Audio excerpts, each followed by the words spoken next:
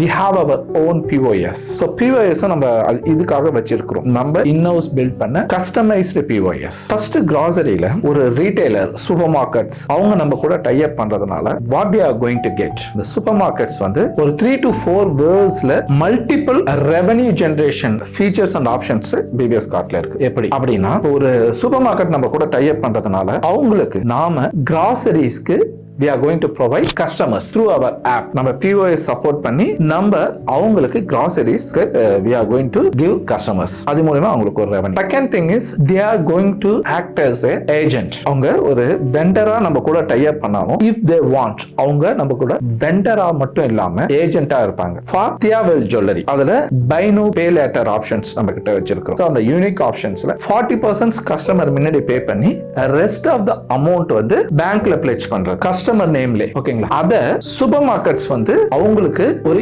ஏஜென்ட்டா இருக்க போறாங்க.